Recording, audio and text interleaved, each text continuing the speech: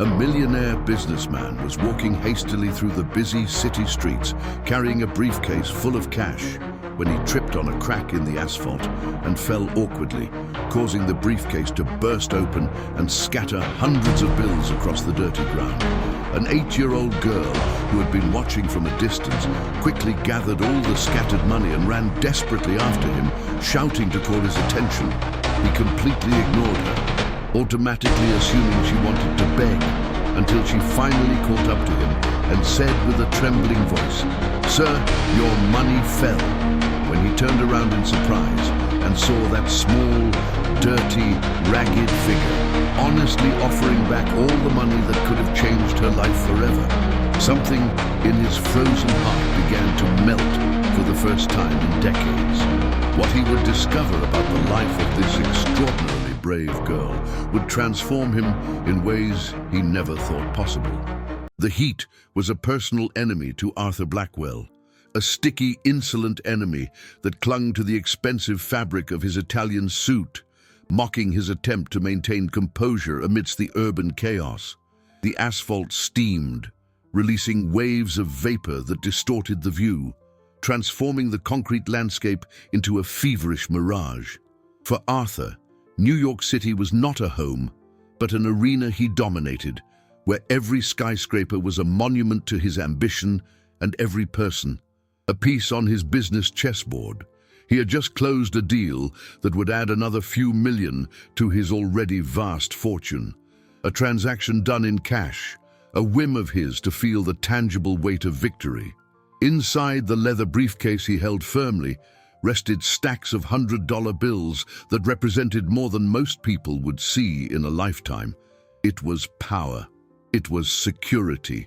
It was the wall that separated him from the grimy, desperate world that surrounded him. He walked with the haste of someone who believed that time was quite literally money. Every step was calculated, every glance a risk assessment. He saw the humanity around him not as a collective of souls, but as a sea of needs and weaknesses.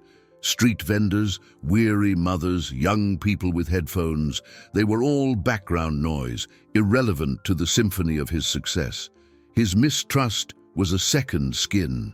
He always assumed the worst of people, a philosophy that, in his mind, had protected him from fraud and elevated him to the top of the financial world. Coldness was not a flaw. It was a tool, the sharpest in his arsenal.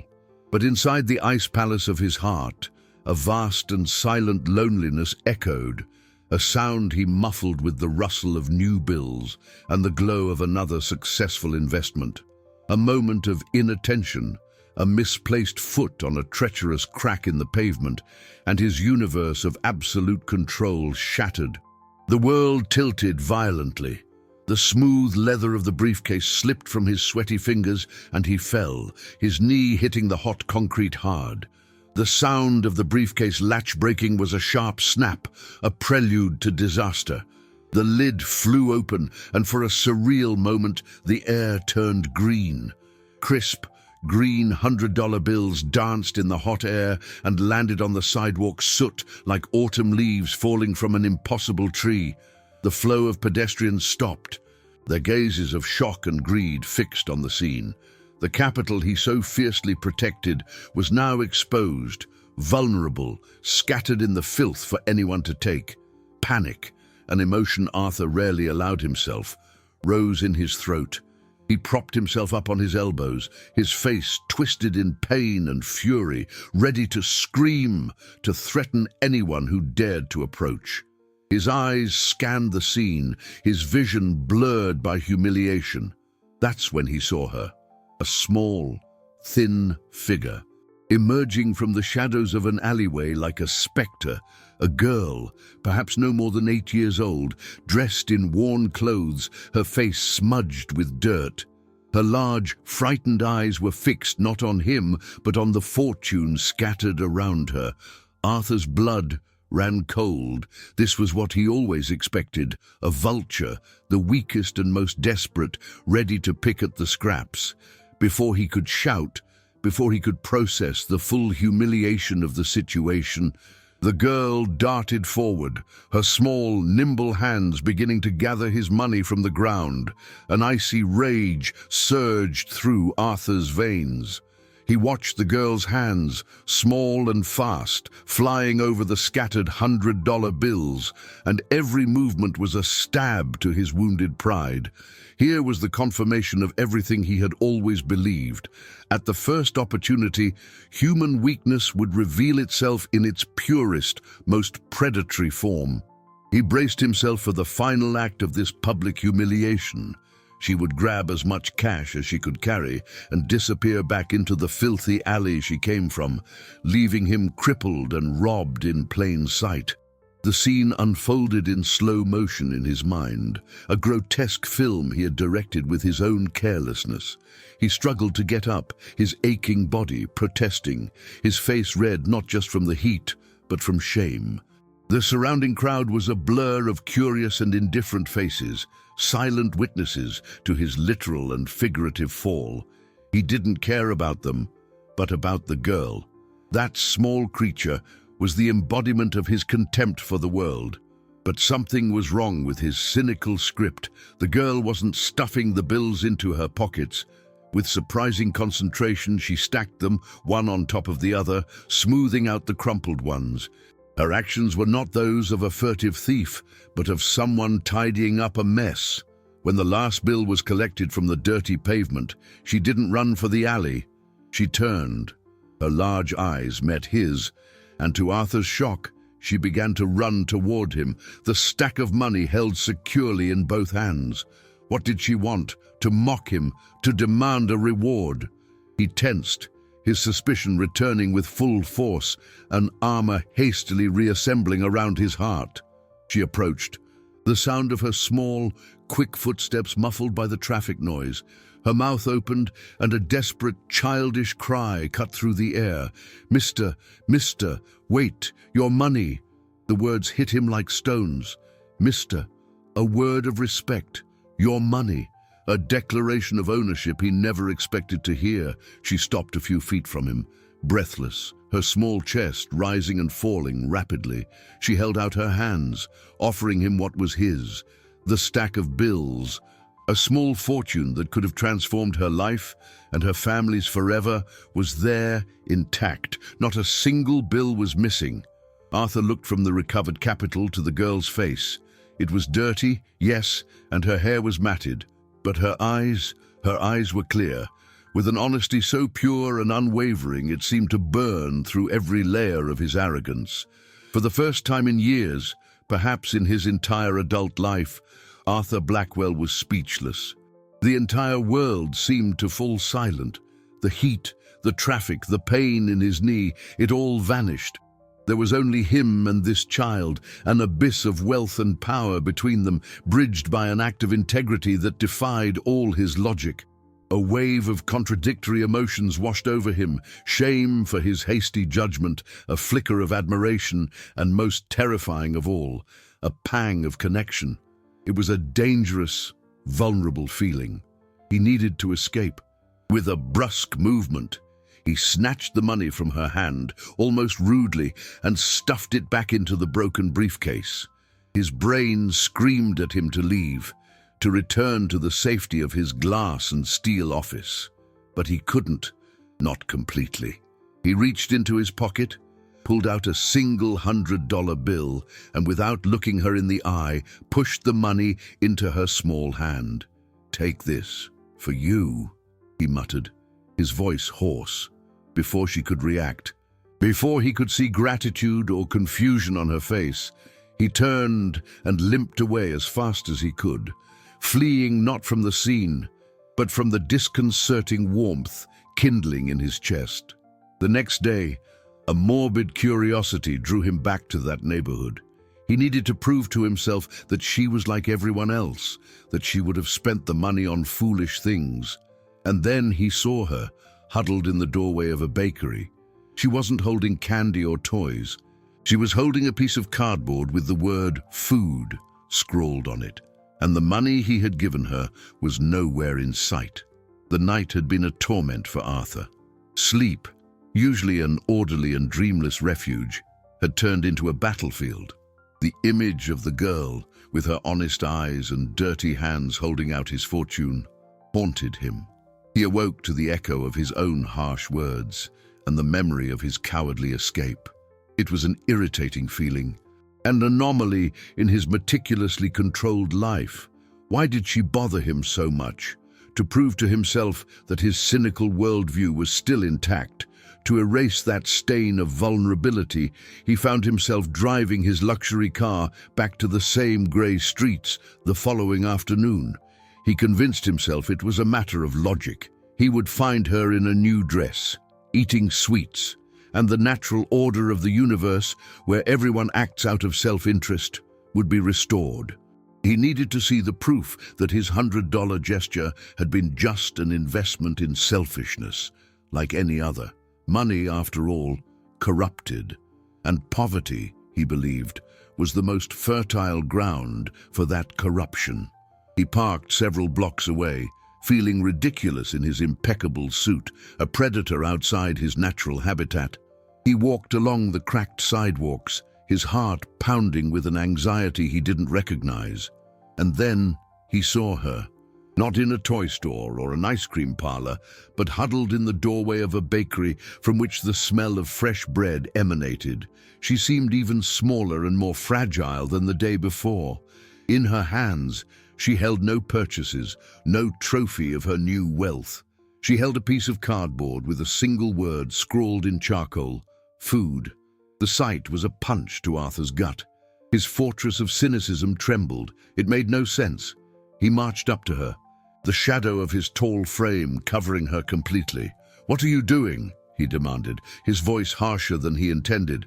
"I gave you money. Enough money." The girl, whose name was Leah, looked up, not with fear, but with a weariness that didn't belong to an 8-year-old. "Hello, mister," she said softly. "The money's gone." "Gone?" Arthur scoffed, incredulous. "How is it gone? What did you buy?" He expected a confession of waste, a story of candy and whims. Her answer, however, disarmed him completely. "I bought milk for Leo," she said, with the simplicity of someone stating an undeniable fact. "The doctor said he needs the strong kind, and I bought 2 blankets. The nights are getting cold, and Grandma gets so cold." Arthur was paralyzed. The words stuck in his throat. Milk, blankets, not for herself, for a sick brother and a frail grandmother.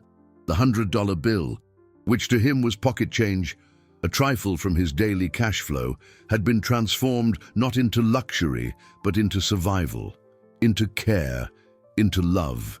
He looked at her empty hands, at the sign asking for food, and the truth hit him with the force of a freight train. $100 wasn't enough. It wasn't nearly enough. The shame he felt was overwhelming, burning his face more than the afternoon sun.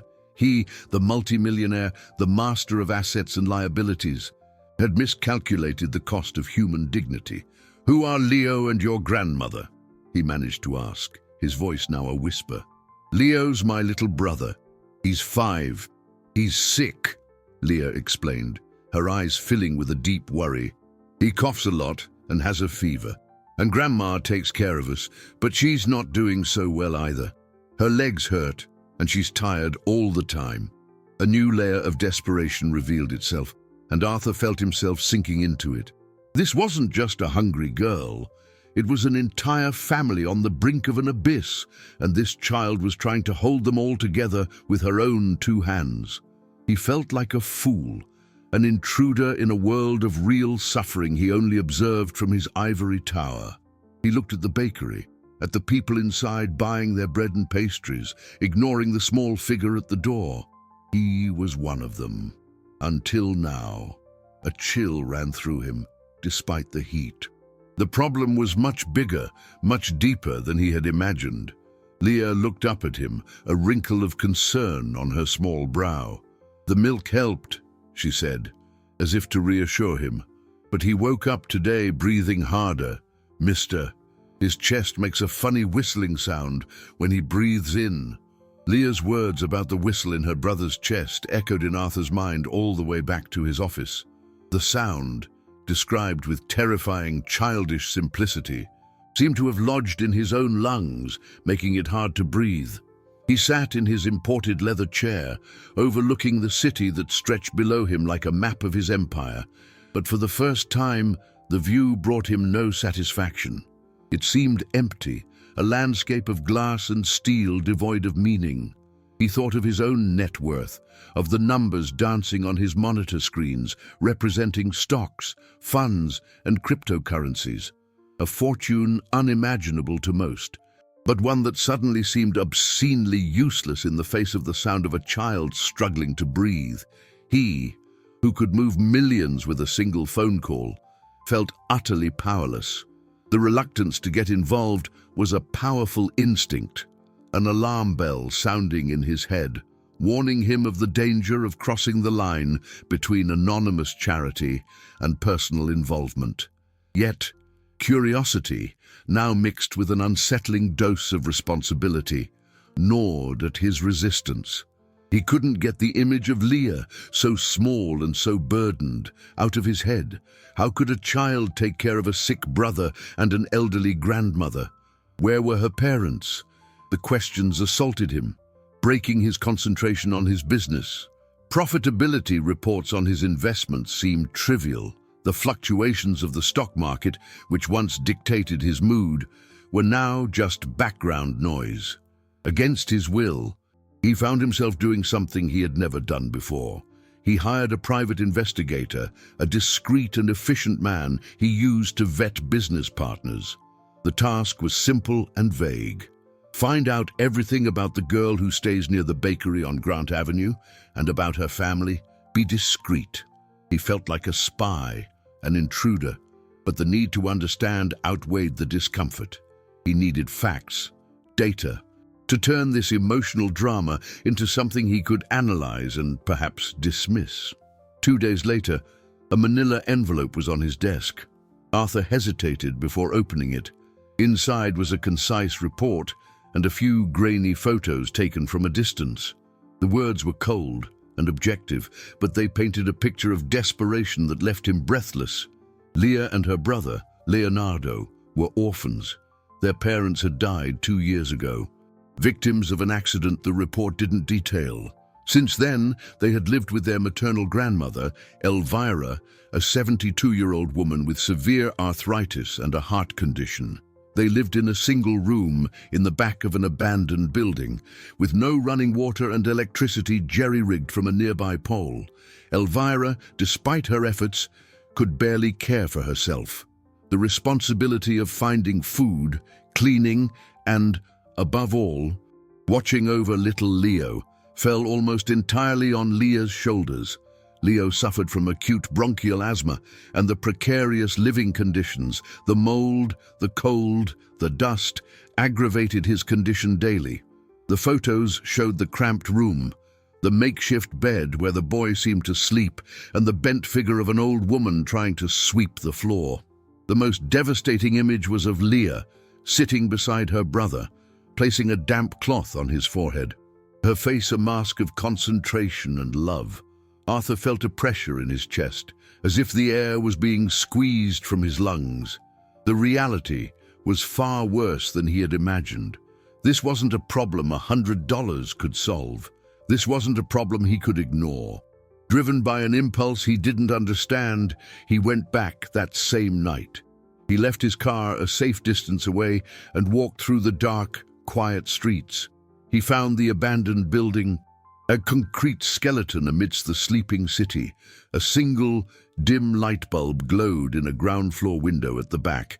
He approached stealthily, his heart pounding, feeling like an invader. Through the dirty window pane, he saw the scene the photo had only hinted at. Leah was awake, sitting on a wooden crate next to a mattress on the floor where her brother slept. The sound of Leo's cough was harsh and painful, echoing in the night's silence. The grandmother slept in a chair, covered by one of the blankets he had indirectly provided. Leah, hearing her brother's cough, would lean over and whisper words of comfort, stroking his hair. She was alone in her vigil, And suddenly, Arthur also felt terribly alone, watching from the outside, separated from that act of pure love by a wall of glass and a lifetime of selfishness. Leo had a stronger coughing fit, and the sound that followed was the one Leah had described, a sharp, desperate wheeze, the sound of a small life fighting for every breath of air. The sharp wheeze from Leo's chest pierced the night in Arthur's heart. He pulled back from the window, his own breath caught in his throat, as if stealing air from the sick boy were a crime. The scene he had witnessed, Leah's solitary vigil, her brother's suffering, the grandmother's fragility, shattered the last of his indifference.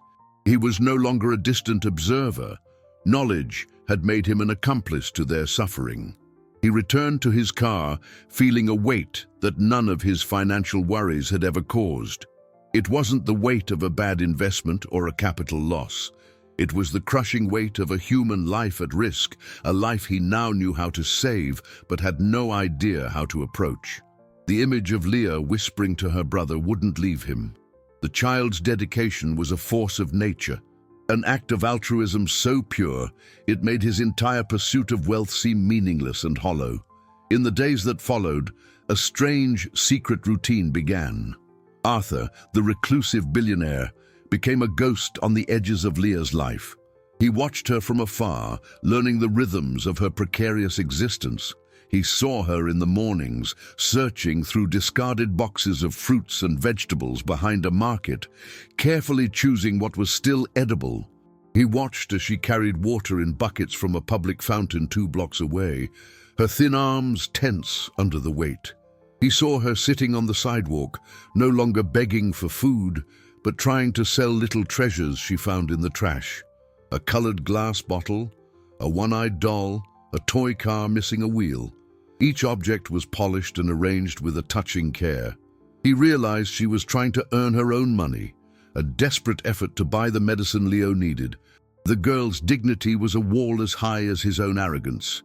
One day, he followed her to a pharmacy. She went inside, clutching a few coins and crumpled bills. Arthur watched through the window. Leah showed the pharmacist a piece of paper, probably an old prescription. The man shook his head regretfully, pointed to the price on a box for an inhaler, and handed the paper back. Leah left the pharmacy with her shoulders slumped, defeat etched on her small face. She looked at the money in her hand, a pitiful amount, and her eyes filled with tears she refused to shed. That moment broke something inside Arthur. He saw himself not as the successful businessman, but as the man who had given her $100 and abandoned her to her fate, believing he had done enough. He realized his one-time help was nothing. It was a bandage on a mortal wound. The family needed a real solution, a structure to pull them out of this cycle of despair. The first obstacle, he knew, would be Leah herself and her grandmother. They had a fierce pride, a refusal to accept charity that he now understood and, paradoxically, admired. At the same time, cracks were starting to appear in his own world. He began to pay more attention to his employees. He noticed the furtive glances, the conversations that stopped when he entered a room. For the first time, he questioned the loyalty that money bought. He overheard 2 of his junior executives talking in the elevator. "The man has no heart," one said. "He treats people like numbers on a spreadsheet. No wonder he has no one." The sentence hit him with the force of a punch. He had always prided himself on his reputation for being tough, ruthless. It was the foundation of his business empire.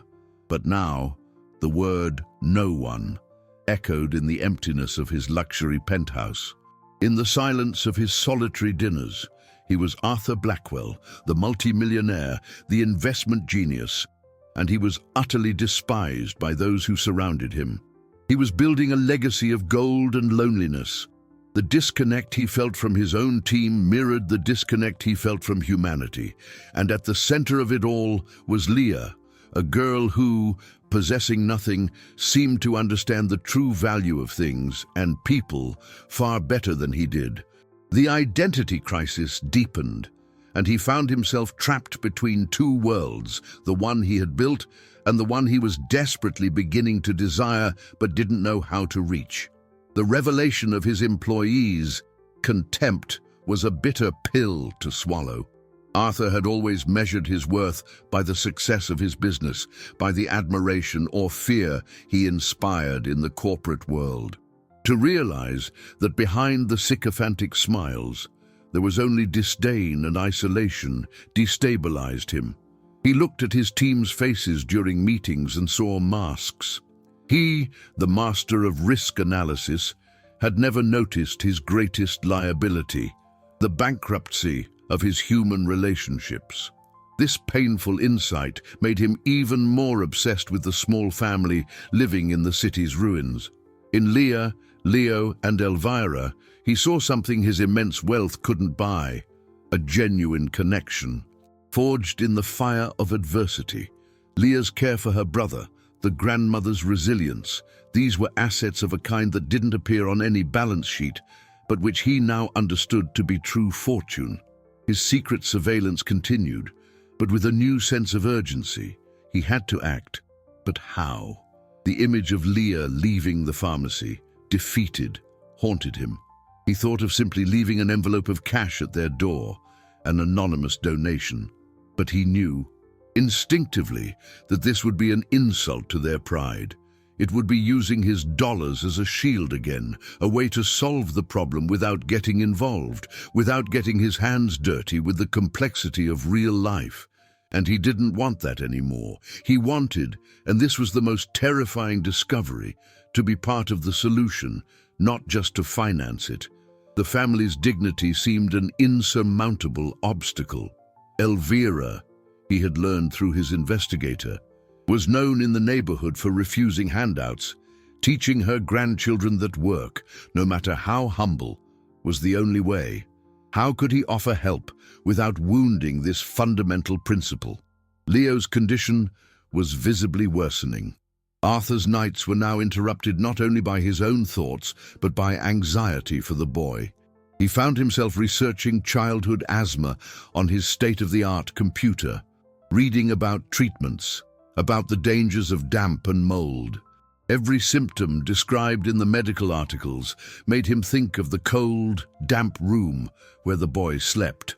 The helplessness was maddening.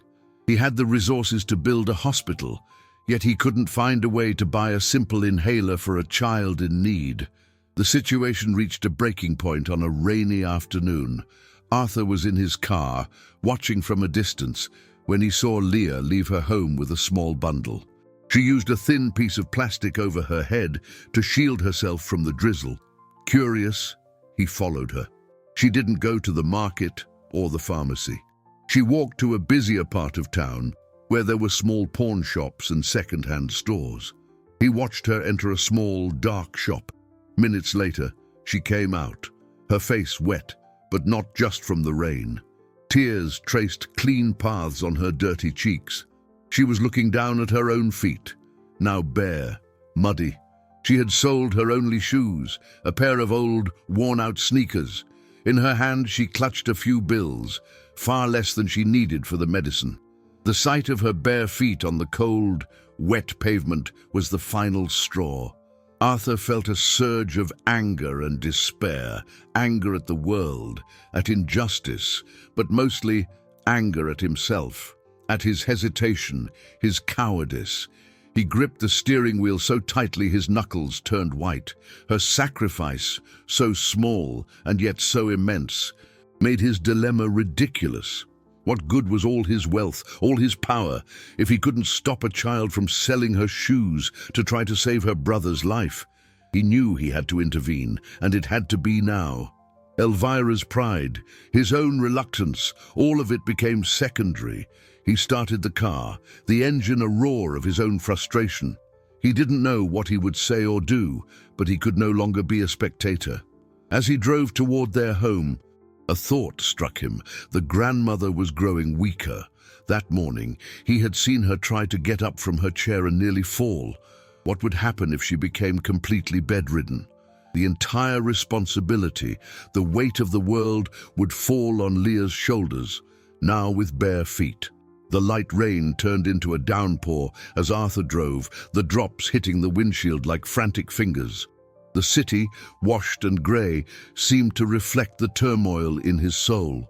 He parked the car a block from the abandoned building, the engine still running, as if the machine were as hesitant as he was. The plan, if you could call it that, was simple and desperate. He would go there, knock on the door, and offer help in a way they couldn't refuse. He imagined the scene, the suspicion in Elvira's eyes, the fear in Leah's. He was prepared for rejection, to be seen as an eccentric millionaire trying to ease his conscience. But the image of Leah's bare feet on the cold pavement was a fuel that burned hotter than his fear of involvement. He turned off the car, took a deep breath, and stepped out into the rain without an umbrella, letting the water soak his expensive suit. It was a penance, perhaps a baptism. He walked to the back of the building, the sound of his leather shoes splashing in the puddles. The dim light still shone in the window. He could hear, even through the wall and the sound of the rain, Leo's dry, persistent cough. He stopped before the worn wooden door, the peeling paint revealing the rotted wood beneath. He raised his hand to knock, but hesitated. It was in that moment of indecision that the door opened. It wasn't Elvira or Leah. It was a burly man with a rough face and dirty work clothes. He looked Arthur up and down with a mixture of surprise and contempt. "Lose something, pal," the man said, his voice a growl. Arthur took a step back, confused. I came to see the family that lives here," he stammered. The man laughed, an unpleasant sound. "The old lady and the kids, they got evicted. The owner's finally tearing this dump down." The words fell on Arthur like a physical blow. Evicted. He looked into the room over the man's shoulder. It was empty, completely empty. The mattress, the old chair, the few belongings the family had possessed were gone. Only damp stains on the walls and the smell of mold remained. "Where did they go?" Arthur asked, his voice rising in panic. "How should I know? The marshal gave them an hour to clear their junk out and scram, but they're on the street, I guess, like all the rest." The man shrugged and slammed the door in Arthur's face, leaving him alone in the rain, staring at the rotten wood. The ground seemed to disappear from under his feet. He had waited, pondered, analyzed, and while he was lost in his rich man's dilemmas, the catastrophe had happened. They were on the street, in this torrential rain, with a sick grandmother and a boy who could barely breathe. A desperation unlike any he had ever felt seized him. It was a visceral feeling, a burning in his stomach. He ran back to the car, his soaked suit weighing him down. He started driving aimlessly through the streets, his eyes scanning every alley, every awning, every bus stop. He was looking for an elderly woman and two small children, a needle in a flooded haystack. The city, which was once his playground, was now a hostile labyrinth. Every passing minute was torture. The image of Leo, shivering with cold, his asthma triggered by the dampness, was a knife in his mind. The responsibility was his. If he had acted sooner, if he had overcome his fear and his pride, they would be safe. His hesitation hadn't just failed to help, it had condemned them. The multimillionaire, the man who could move markets, couldn't find a single family in his own city. He felt like the poorest, most useless man in the world. He pulled the car over, his forehead against the cold steering wheel, the sound of the rain and his own ragged breathing filling the silence. Just then, his phone rang. It was his private investigator. "Mr. Blackwell," said the calm voice on the other end. "I think I found something you need to know. Not about where they are now, but why they were evicted. It wasn't random. The building was purchased 2 weeks ago. The new owner demanded immediate vacancy." Arthur slowly raised his head, a terrible premonition forming in his chest. "Who bought the building?" he asked, his voice low and tense. The investigator paused before answering, and the reply that followed changed everything. "One of your own companies, sir, Blackwell Enterprises." The investigator's voice on the phone faded, but the words hung in the air, dense and poisonous. "One of your own companies, sir." The phrase repeated in Arthur's mind, a mocking echo amidst the sound of the rain. He, in his blind quest for expansion and profit, in his routine of signing papers and approving acquisitions without paying attention to insignificant details, had become the architect of the disaster he was now desperately trying to reverse. The irony was so cruel, so devastating, that for a moment he couldn't breathe. He wasn't just a reluctant bystander, he was the villain of the story. His fortune, the engine of his power, was the same force that had thrown a sick grandmother and 2 orphan children onto the street on a stormy night. That fortune, built on the premise of cold, impersonal logic, now revealed its monstrous face. Every dividend received, every stock that appreciated, seemed tainted by this injustice. A wave of nausea washed over him. He hung up the phone without a word and sped off, cutting through the rain with renewed fury. But now it was no longer a blind search. It was a hunt. He began to think like a strategist. Where would a homeless family seek shelter on a night like this? Public shelters.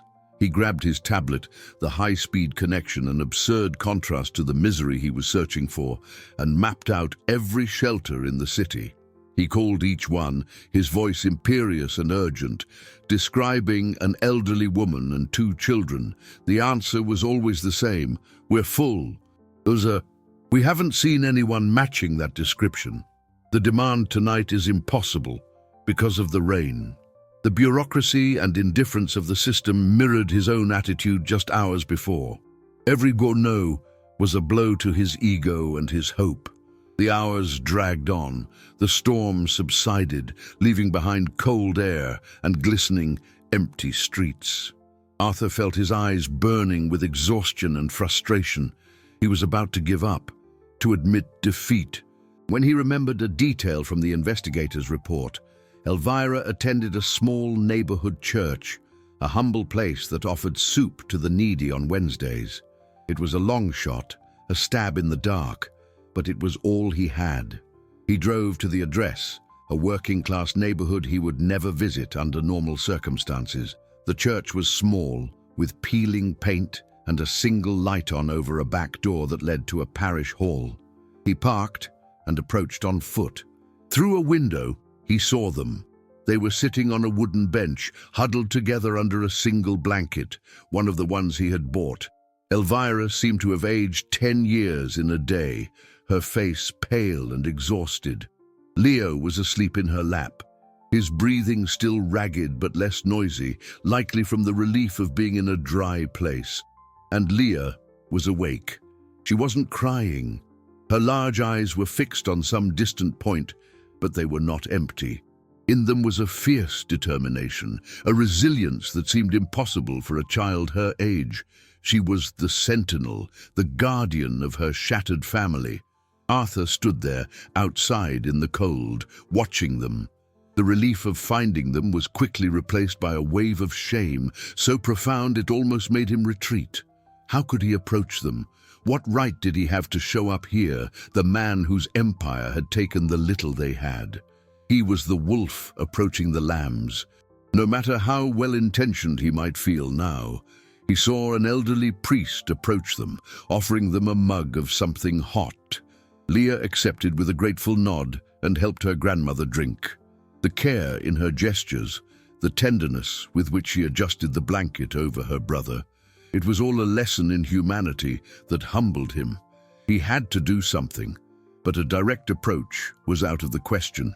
He couldn't just walk in and say, "Hello, my company destroyed your home, but don't worry, I'll fix everything." It would break them. It would wound their pride in an irreparable way.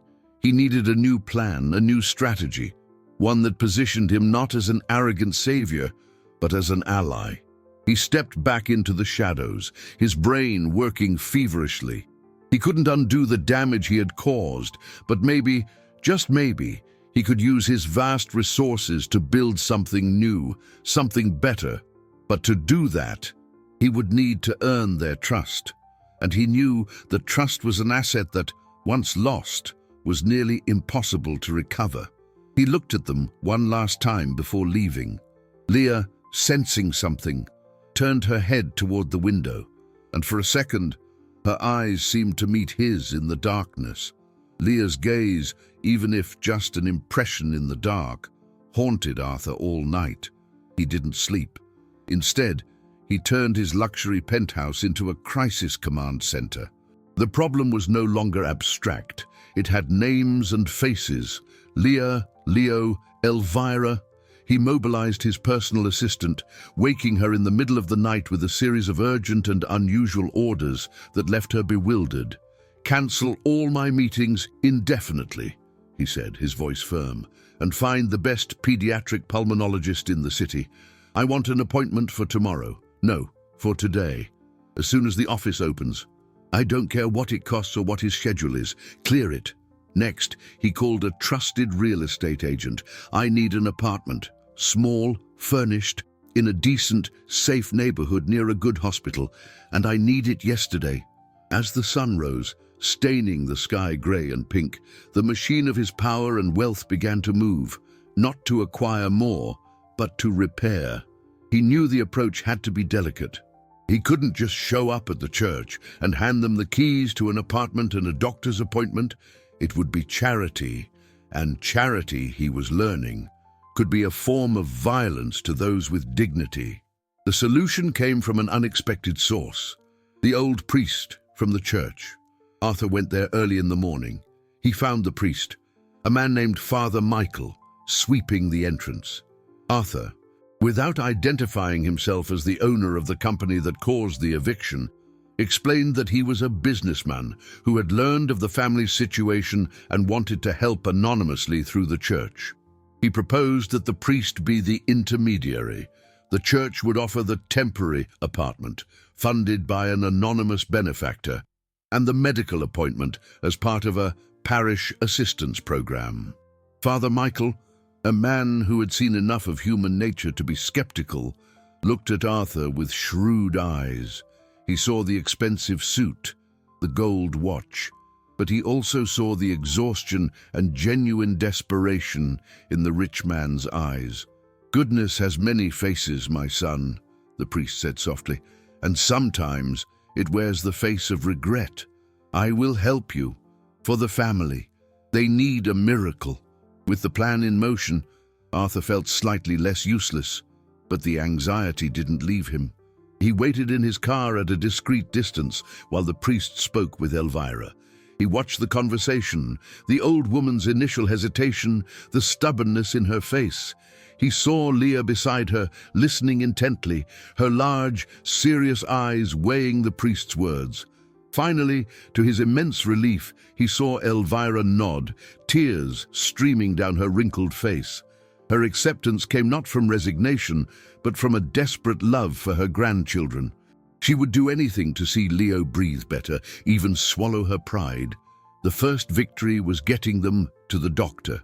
Arthur followed them to the upscale clinic, a world completely different from anything they knew. He sat in the waiting room, pretending to read a financial magazine while they were seen. He could hear Leo's frightened cries coming from the exam room and felt every sob as if it were his own.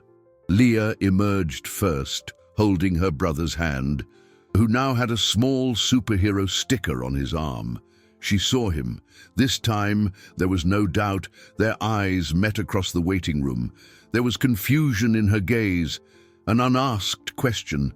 Why was that man, the same one from the street with the money, here? Arthur simply nodded his head, a minimal gesture of acknowledgement. He felt his face grow warm, caught in his own web of secrets. Later, the doctor, who had been generously compensated, found Arthur in the hallway. "The boy has severe asthma, complicated by a respiratory infection," the doctor said. "The conditions they were living in were poison for him. He needs ongoing treatment, medication, and above all, a clean, dry environment. A few more weeks in those conditions. I don't even want to think about it." The doctor's words were a sentence. Arthur realized the line between life and neglect was far thinner than he had ever imagined. This apartment couldn't be temporary. This help couldn't be a one-time thing.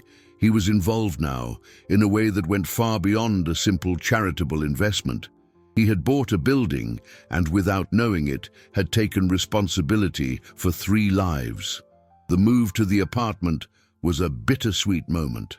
Arthur watched from his car, parked across the street, as Father Michael helped them out of a taxi. The apartment was simple, but clean and sunny, in a safe building with a small playground out front. Leo, clutching a new inhaler as if it were a treasure, looked at the swings with wide eyes, a glimpse of the healthy child hidden beneath the illness. Elvira, moving with difficulty, cried silently upon seeing a real kitchen and beds with clean mattresses. Leah, however, remained quiet. She explored each room with an adult's seriousness, touching the furniture, looking out the window. Her joy was restrained, mixed with a suspicion that Arthur perfectly understood. It was too good to be true. And where did it all come from? The story of the church's anonymous benefactor was a thin veil for a mystery she, with her sharp intelligence, surely sensed. In the following days, Arthur continued his remote operation. He arranged for groceries to be delivered weekly, for Leo's prescriptions to be filled and paid for directly by the pharmacy, and for a discreet fund to be created at the parish to cover the utility bills. He was building a safety net for them, using his capital and influence in a way he never had before. It wasn't to generate profit or dividends, it was to generate stability, to generate easy breaths for a 5-year-old boy. However, the emotional chasm between him and the family remained. He saw them at the playground. He saw Leo's health improve daily, his cough giving way to laughter. He saw Elvira's shoulders relax a bit, the weight of the world slightly lifted. But he was a stranger, a phantom benefactor whose identity was a secret. The subplot of his professional life continued to unfold, forcing him to confront the person he was. Inspired, or perhaps shamed, by Elvira's dignity, he began to change how he treated his employees. He started asking about their families, listening to their ideas, seeing the names behind the numbers on his spreadsheets. The change was met with suspicion at first. His executives wondered what the new game was, the new manipulative strategy, but slowly, as they saw the consistency of his new behavior, the distrust began to give way to a cautious respect. He discovered that his employees were not just cogs in his money-making machine. They were people with their own dramas, dreams, and fears. For the first time, his vast business began to feel less like an empire and more like a community. The need to get closer to Leah and her family became unbearable. The charade of the anonymous benefactor was safe, but it was empty. He wanted to see Leo's smile up close, wanted to hear Elvira's voice without the filter of distance, wanted to understand what was going on in Leah's quiet, observant mind. The opportunity arose in an unexpected way. Father Michael called him, "Elvira is worried," the priest said. "She's grateful, but she feels useless. She wants to contribute to work, but her health won't allow it. And Leah, the girl hasn't been to school in 2 years. She needs an education, a routine to be a child." School. It was the key. Arthur knew he couldn't just enroll her. That would reveal his hand. He needed an excuse, a reason to be in their lives legitimately. And then he had an idea that was both terrifying and exciting. He would introduce himself not as a savior, but as someone who also needed help. He remembered how Leah cared for her brother, her patience and maturity. The excuse was fragile, almost transparent, but it was the only one he had. He would go to their apartment, knock on the door, and ask Elvira for permission to hire Leah for a few hours a week for a simple task, to help him organize the children's books in his home library, which he was preparing for a donation. He would offer her a fair wage, a formal contract through the church. It would be a job, not charity, and it would be his only bridge across the chasm. The drive to the apartment building felt longer and more intimidating than any trip to a billion-dollar negotiation meeting. Arthur rehearsed what he would say, but every sentence sounded false, calculated. The truth was, there was no script for what he was about to do. He was acting on impulse, an instinct he had spent his entire life suppressing. He knocked on the door, his hand trembling slightly. Leah opened it.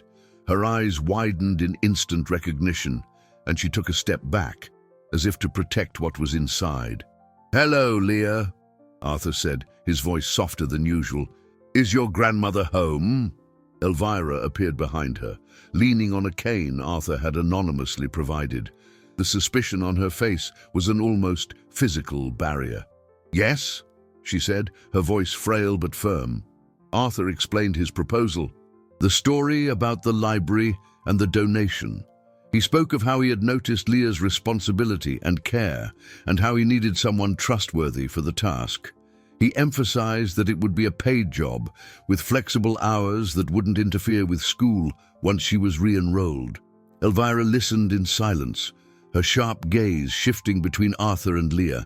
She saw the expensive suit and the posture of power, but she also noticed the restrained nervousness, the wavering sincerity in his eyes. She was a woman life had taught to read people, not their words. She looked at her granddaughter, who was watching Arthur with an intensity that surprised her.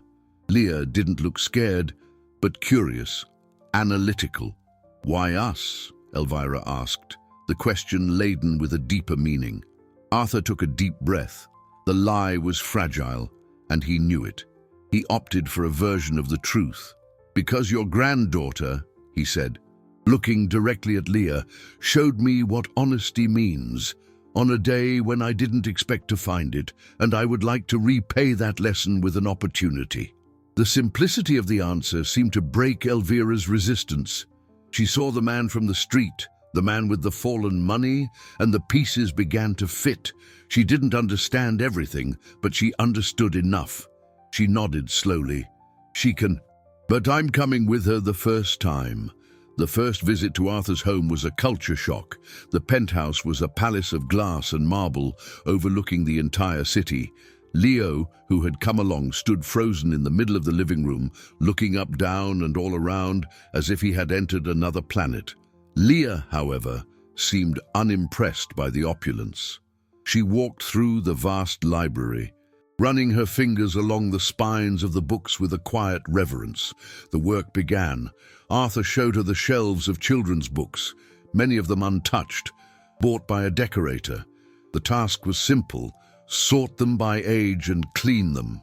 As they worked, an awkward silence hung in the air. Arthur tried to make small talk, but his attempts were clumsy. He was used to giving orders, not chatting with an 8-year-old girl. The barrier was broken by Leo. Bored with the books, he began to explore and found an old set of wooden building blocks that had belonged to Arthur as a child, stored in a chest. He started to build a tower, which inevitably collapsed. Frustrated, he began to cry. Before Arthur could react, Leah was beside her brother, kneeling on the expensive floor. "No, Leo, look," she said patiently, "you need a strong foundation. If the foundation isn't strong, everything falls apart." She took the larger blocks and began to build a solid base, explaining each step to her little brother. Arthur watched, fascinated. She wasn't just talking about wooden blocks. In that simple sentence, "If the foundation isn't strong, everything falls apart," she had summarized the fragility of their lives and Arthur's own failure. His life, his empire, his wealth. It had all been built on a foundation of isolation and mistrust. A weak foundation, and it was starting to fall apart. Gradually, the visits became a routine. Elvira, seeing that Arthur was harmless, stopped coming with them.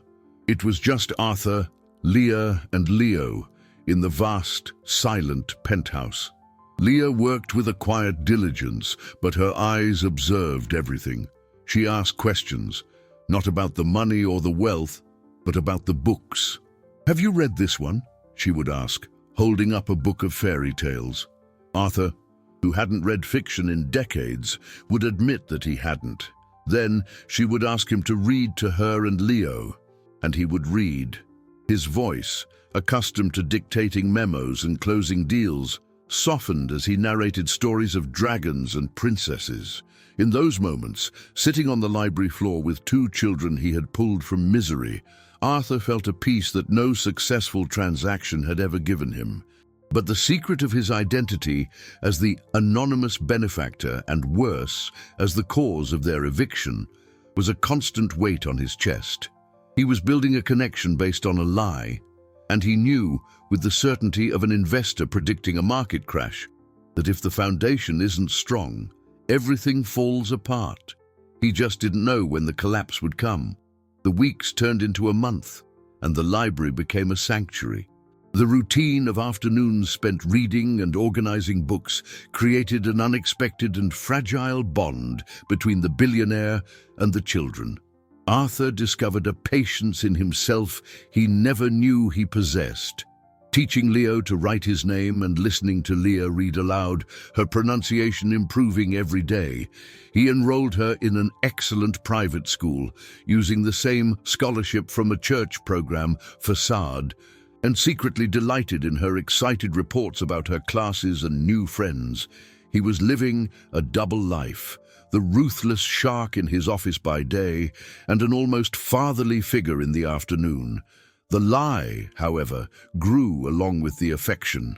Every smile from Leah, every spontaneous hug from Leo was both a joy and a stab to his conscience.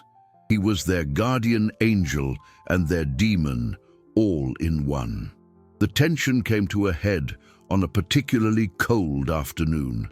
Leo, who had been improving visibly, woke up that morning with a high fever and the same wheezing cough Arthur had heard from outside the window weeks before.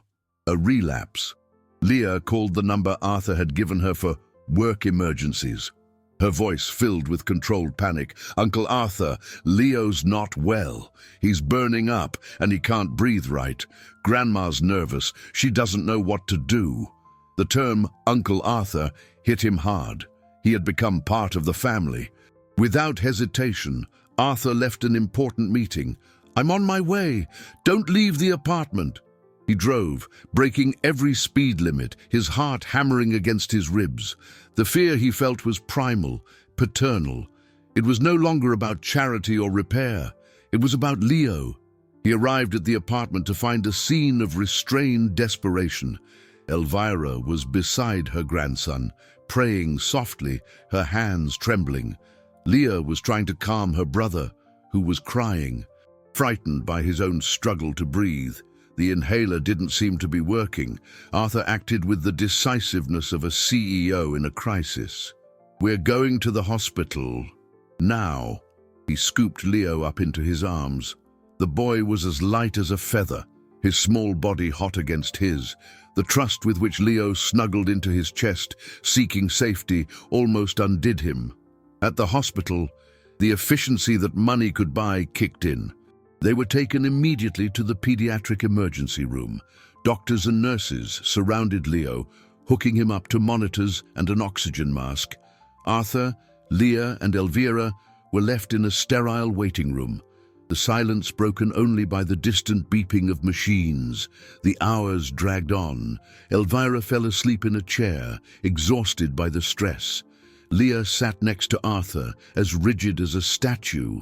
She wasn't crying, but her eyes were fixed on the door through which they had taken her brother. "It's my fault," she whispered suddenly, her voice choked. "I should have noticed sooner. I should have made him wear his coat at the playground yesterday." Arthur turned to her, his heart breaking at her self-blame. "No, Leah, it's not your fault," he said, his voice hoarse. "You're the best sister anyone could ever wish for. You did everything you could." She shook her head, the tears finally streaming down. It wasn't enough. It's never enough. In that moment, seeing her despair, Arthur knew he could no longer uphold the lie. The foundation had to be revealed, even if it meant everything would collapse. "Leah," he began, his voice low and heavy, "there's something I have to tell you. about the apartment, the doctor, about everything. It's not the church, it's me. Leah raised her red-rimmed eyes to him, confusion mixing with her pain. And there's more, Arthur continued, the confessions spilling out like poison. The building where you used to live, the reason you were evicted, that was me too. My company bought that place. The silence that followed was the loudest Arthur had ever experienced. The color drained from Leah's face. Confusion gave way to a slow, horrifying understanding. Pain morphed into betrayal. She looked at him as if he were a monster, one she had invited into her home, into her life, one her brother had hugged. She rose slowly, backing away from him as if he were on fire. "You," she whispered, the word thick with disbelief and revulsion. "You did that to us? And then, why?" The question hung in the air with no easy answer. The emergency room door opened, and a doctor appeared, his face serious, but Arthur barely noticed him. His entire world was focused on Leah's face. On the moment, his castle of lies finally crumbled, and he was about to lose the only thing he had discovered truly mattered. The doctor approached, his expression a mixture of professionalism and fatigue. "Leonardo's family?" he asked. Arthur stood up, but it was Leah who answered, her voice small but surprisingly strong. "That's us." Her eyes never left Arthur's face, and her gaze was an indictment no court of law could ever match. "Leo is stable," the doctor said, oblivious to the drama unfolding. It was an acute crisis, likely triggered by a virus, but the medication is working. He'll need to be under observation for a few days, but the worst is over. He's a tough kid. The news of Leo's recovery should have been pure relief, a victory. For Arthur, it was merely a stay of his sentence. He had saved the boy's life, but destroyed his sister's trust. He looked at Elvira, who had woken at the doctor's arrival and was listening to the diagnosis with tears of gratitude. She didn't yet know of Arthur's confession, but he could see the storm gathering in Leah's eyes. When the doctor moved away, Leah turned to her grandmother. "Grandma," she said, her voice trembling. "Uncle Arthur, She couldn't finish. The words were too heavy. Elvira looked from her granddaughter to Arthur, the confusion on her face turning to apprehension. It was Arthur who spoke, accepting his fate. "Elvira," he said, his voice devoid of all arrogance, "what Leah is trying to tell you is the truth. It was me. My company was responsible for your eviction and all the help you've received. The apartment, the doctors, it came from me. I'm so sorry. I know nothing I say can fix this, but I needed you to know." The revelation hung in the sterile waiting room. Elvira leaned more heavily on her cane, her body seeming to shrink. The gratitude on her face was replaced by a complex expression of pain, wounded pride, and profound disillusionment. She had accepted charity from the church, an act of God, but to learn it was charity from the man who had taken her home was a deep humiliation. "Why?" she finally asked, the same question as Leah, but with the weight of a lifetime of struggle. Arthur offered no excuses or justifications. He gave them the raw truth. "At first, it was guilt. I saw what my negligence had caused, and I wanted to fix it. I didn't know about you, not personally. You were just a number on an acquisition report. Later, after I met Leah, and then you, the guilt turned into something else, into responsibility, into caring. I hid the truth because I was afraid you wouldn't accept the help if you knew it came from me, afraid of losing. This," he gestured vaguely between them, referring to the fragile connection they had built. Leah, who had remained silent, took a step forward.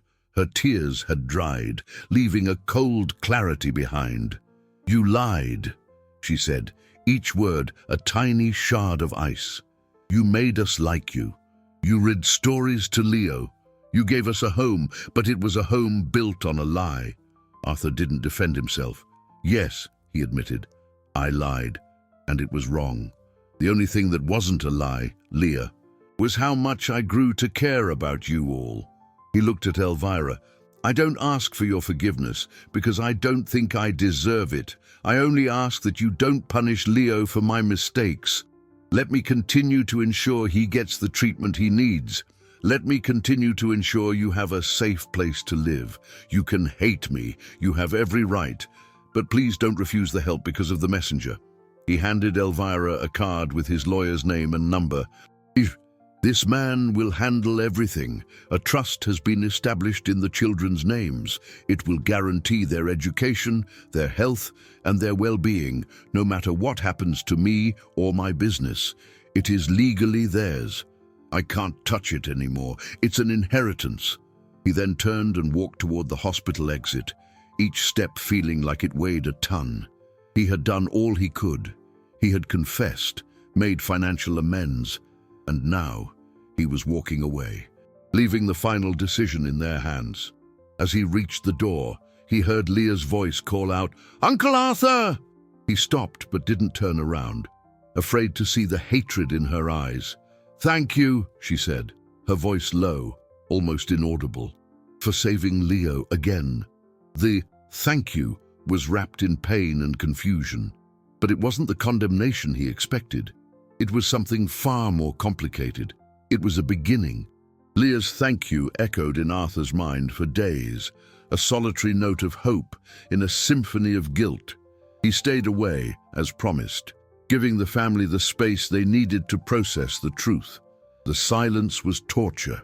The penthouse, once a symbol of his success, now felt like an empty, silent prison.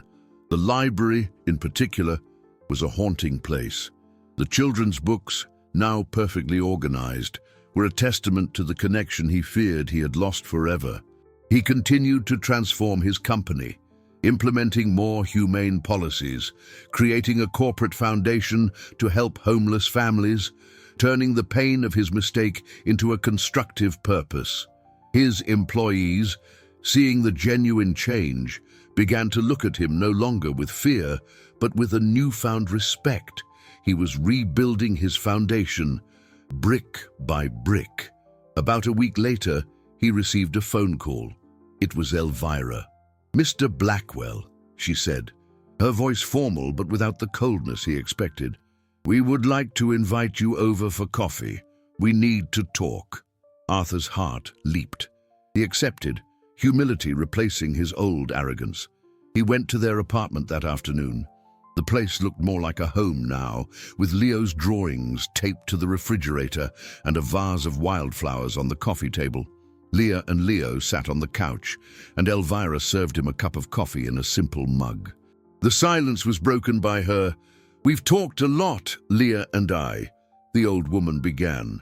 "What you did was wrong. The lie hurt us deeply." Arthur nodded, accepting the words. "But," she continued, "we also looked at what you did right. You saved my grandson's life. Twice you gave us a safe home, and you gave my granddaughter the chance to dream again." She looked at Leah, who slid off the couch and approached Arthur. She was holding one of the fairy tale books from his library. "I understand why you lied," the girl said, her wisdom far beyond her years. "You thought we wouldn't accept it, and maybe Grandma wouldn't have." She gave a small smile to her grandmother, who returned it. "But you could have told the truth. We would have understood. We always understand the hard things." She held the book out to him. "Leo misses your stories." It was the simplest and most profound peace offering Arthur had ever received. The tears he had held back for weeks finally came, and he made no effort to hide them. He took the book, and with a choked voice, he sat on the floor and began to read. 5 weeks after that chance encounter on the street, everyone's life had transformed in unrecognizable ways. Elvira, with her health stabilized and her peace of mind restored, passed away peacefully in her sleep a few years later, knowing her grandchildren were safe. Before then, she and Arthur had developed a mutual respect, and she made him promise to look after the children. He kept that promise, becoming Leah and Leo's legal guardian, giving them not only financial security, but a home filled with love and support. The boy, once frail and sick, made a full recovery, his laughter echoing through the once silent halls of the penthouse.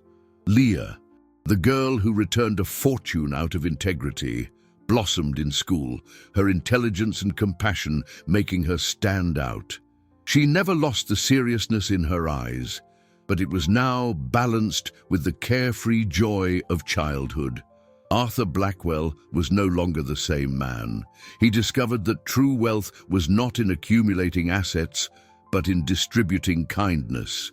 His social projects expanded, and his company became a model of corporate responsibility. The most profound change, however, was internal. The armor of coldness had melted away, revealing a man capable of vulnerability, connection, and a deep, protective love for two children who had come into his life by chance.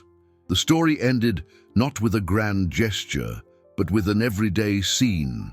Arthur was in his library, now a vibrant, lively space, helping Leo with his homework, while Leah, a little older, read in a nearby armchair.